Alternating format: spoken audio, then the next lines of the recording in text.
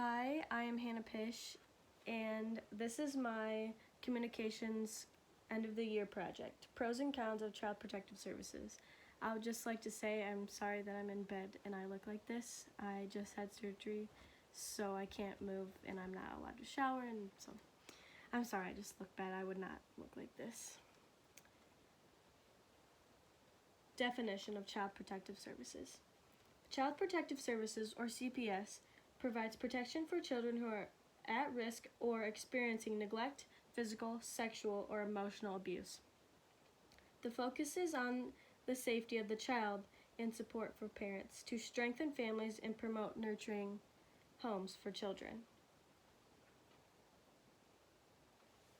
Child Protective Services role. When a report has been filed, Child Protective Services' job is to determine if a child has been abused or neglected, protect the child from immediate danger, decide if or what intervention is needed to keep the child safe, and implement these steps. Sometimes help from other programs and states are needed. Decide on the need for ongoing support in the family, such as case management, counseling, or medical care. Information you should know.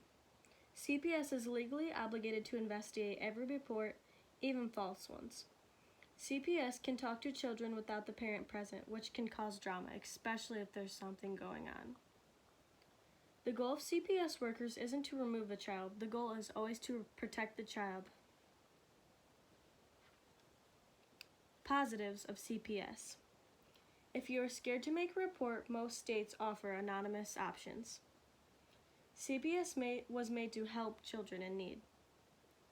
Children have better futures when taken away from toxic environments. Negatives of CPS. Child Protective Services system is broken, and when fails, children pay often with their lives. Over 1,000 children die of neglect or torture each year. In 2007, the National Child Abuse and Neglect Data System reported 1,760 child fatalities attributed to the child abuse. Of those, more than half had prior Child Protective Services involvement before their deaths. So that means Child Protective Services was present, but they didn't do their job, or they just didn't have enough information and they didn't do their job. If the situation is determined to be safe, there are no policies requiring regular follow-ups to ensure the determination was accurate and correct. So this means if they go to a house and they declare it's fine, they don't have to do any follow-ups. Just if the system, I feel like the system would be better if they had follow-ups, at least 2 or 3, to make sure that the child is safe. Because one visit doesn't mean the child is exactly safe.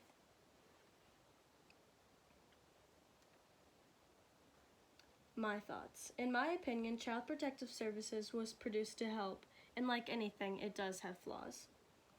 Recently, I watched a TV series where a little boy named Gabriel Hernandez was being abused very badly by his mother and his stepfather. They beat him, shot him with BB guns, locked him in closets, and they also starved him. This little boy would still be alive today if the caseworkers, police officers, and others who knew about the abuse would have done their job. Like any, I believe that you should always do your best work. Thousands of children are counting on these CPS workers to help them, and if they don't do their job, then these children cannot be helped. This is my works cited page. I got a lot of this from online, but I also, from watching that video, it taught me a lot about people need to find a job that they really like.